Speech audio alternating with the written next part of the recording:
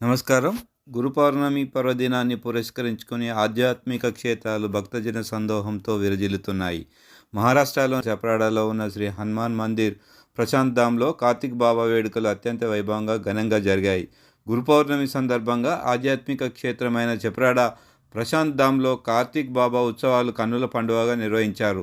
వేడుకల్లో భాగంగా ఈరోజు ఉదయం భక్తి శ్రద్ధలతో శ్రీ కార్తీక్ బాబాకు ప్రత్యేక అభిషేకాలు నిర్వహించారు. అనంతరం బాబావారి పల్లకి సేవను అత్యంత కోలాహలంగా మంగళ వాయిద్యాల నడుమ కొనసాగించారు.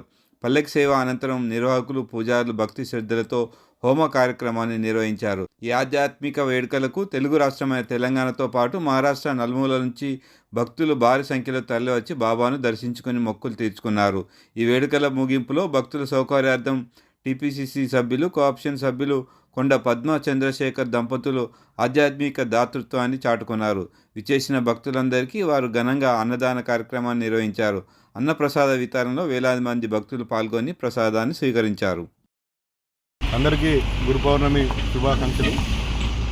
ఈరోజు శ్రీ శ్రీ శ్రీ దత్తావతార కార్తీక్ మహారాజ్ చప్రాడ మహారాష్ట్రలో గురు పౌర్ణమి సందర్భంగా కార్తీక్ మహారాజ్ సన్నిధిలో ఈరోజు అనేక కార్యక్రమాలు నిర్వహించడం జరిగింది. అందులో భాగంగా మొదటిగా కార్తీక్ మహారాజుకి అభిషేకము, తర్వాత హోమము, అదేవిధంగా పల్లెకి సేవ కూడా నిర్వహించడం జరిగింది. ఆ తర్వాత మన కొండా శేఖర్ పద్మ వాసవి మెడికల్ షాప్ వారు ఒక 2000 మందికి అన్నదాన కార్యక్రమం నిర్వహించడం జరిగింది. వారు 10 సంవత్సరం బాబా సన్నిధిలో గురు పౌర్ణమి రోజు అన్నదాన కార్యక్రమం నిర్వహిస్తారు. వారికి, వారి కుటుంబానికి కార్తీక్ బాబా ఆశీస్సులు ఎల్లవేళ ఉండాలని కోరుకోవడం జరుగుతుంది. అదేవిధంగా ఈ మన గురు పౌర్ణమి అంటేనే మనకు అక్కడ గుర్తుకొచ్చేది కార్తీక్ మహారాజ్.